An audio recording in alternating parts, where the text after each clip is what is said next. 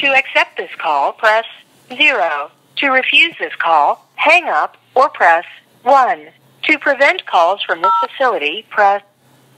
This call is from a corrections facility and is subject to monitoring, recording, and the location of your phone will be obtained. For more information about our privacy policy, please visit www.connectnetwork.com. After the beep, press 5 to accept this call. This call is from a corrections facility and is subject to monitoring, recording, and the location of your phone will be obtained. Stay on the line to accept this call. Thank you for using GTL. I don't consent to the recording of my call. Any information? Yeah, I do. 3 things. Mr. True said he's got in the mail to you already those documents you asked for, so you should be getting those. Yesterday on our Republic Broadcasting Network show, I mentioned you and for people to go to MikeParsons.org and to learn about your case, and I spent a good deal of time berating the FBI for entrapping your wife, and I called for disbanding the FBI as a rogue, evil institution in America, and that the entire organization is needs to be disbanded. And God has opened up a door. This completely came out of the blue. My wife and I will not be a guest. We will be hosting the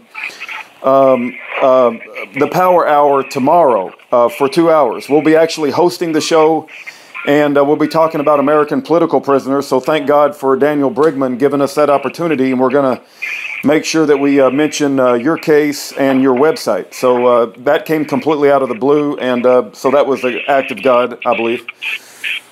Well, God bless Daniel Brigman, and he might remember me as Mike from Tennessee from when I would call in and talk to Joyce all the time. But as a what would you call it? A press release. The U.S. Attorney for Nebraska, Jan Sharp, has filed a petition with the court to basically block having the trial in North Platte. They have ordered that the trial be held in Omaha as opposed to North Platte. The false arrest and false detention occurred in Arapahoe. Therefore, in that division of the state, under their federal rules, they should hold a trial, if there's to be one, in North Platte. However, they know that those are a bunch of farmers out there that support the Second Amendment, and they're not stupid people that can be easily led, and they're not going to let some, how should I put this? There's no polite way to put it. No anti-communist Eastern Nebraska attorney in Omaha who sucks up all the money of the state and sends them nothing get away with railroading an innocent man into prison for the accusation of exercising a constitutionally recognized God-given right. Gotcha. But yet, Mr. Jan Sharp has said that he will order the judge to instruct the jury that they will follow the judge's order, and the judge will tell them to only look at what he gives them only as rules, which means that they have to, if all he's got to do is say, we found a gun in his plane, therefore he's guilty, you must convict, period. And it doesn't matter what the Second Amendment says. That doesn't apply here. The Constitution does not apply, and people with a brain need not apply, so we're going straight to conviction. And that's what he says. He says that, they will follow my will be done. In other words, he views himself as a god. The people, and he made it clear, he says the people don't have a right to disregard the law, or jury nullification does not exist in the state of Nebraska. Well, folks, I think it's high time we let Mr. Jan Sharp know exactly how we feel about their so-called Eighth Circuit Court rulings regarding jury nullification. If the people decide they don't like a law, they shut it down. That's their right, because the power's with the people. The people created the government, and when these bureaucrats get to the point where they think that they control things, that's when to send them a clear and decisive message. They're so terrified of jury nullification and fully informed jury association every courtroom I've been in where that comes up, they immediately want to stop all the conversation, objection, objection. But outside the courthouse, there's huge signs of people holding up jury nullification signs. It absolutely does exist. It's part of our criminal justice system, and I pray that everybody becomes educated on that. We, the people, are the check and balance against the tyrannical government, and the Second Amendment allows that. Without the Second Amendment, you have no rights because they're going to run over you and do everything they want. And that's what they're trying to do. They're trying to disarm the population. They're trying to scare everybody into submission. And they have their little kept juries over here on the eastern part of the state, so they can get 50 people that are dependent upon the government to sit there ready to convict somebody at the drop of a hat. And especially on this side of the state where they're having anti-gun rallies every other week, no doubt that they're going to have no problem getting 50 people in there ready to convict somebody, especially since they're saying, oh, he had a black gun.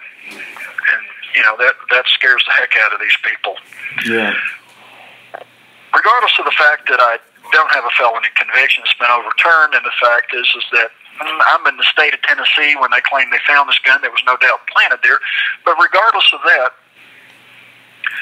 the 1968 Gun Act must be thrown away because it only asserts that you can't have a gun because you're interfering with interstate commerce. Well, Article 1, Section 8 says that Congress has the power to regulate commerce between the states and nations and between the Indian tribes, not between the people. The Congress has no power whatsoever delegated by us, we the people, to them to regulate commerce between the people. Owning something is not commerce. Buying and selling, that's commerce. I'm not shipping anything across state lines to be sold or bought or transported for purposes of anything. That's commerce only on a state level. I'm not a business. I'm a live man. I'm not a corporation. You have 60 seconds remaining. They don't seem to get that. I'm a child of God. I'm not a thing. I'm not their property. But yet that's what they want you to be, is their thing or property. I think we can do better than that. Hey, do you still have something coming up on August the 6th? That's when the trial is. Okay. Well, our prayers are with you, and we're going to mention your website tomorrow and tell everybody how they set up and entrapped your wife. If that, and if anybody can see if they can find anything about transferring a trial from this district to North Platte, Missouri. I don't have or North Platte, Nebraska. I don't have access to the internet to do this stuff, and I've got no legal counsel whatsoever. They've got a former prosecutor as a standby, nothing. So that's a waste of effort there, as usual. Yeah. There's no fight in the guy. He is a wet noodle. Yeah. Thank you for using GTL.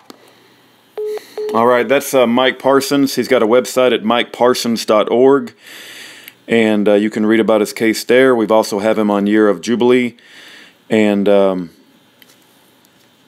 what they did to his wife is unforgivable. The people that are involved in the setting up and incarceration of Pat Parsons, there's a especially hot place in hell for all of them, given that they continue to live their life without repenting for what they did to her.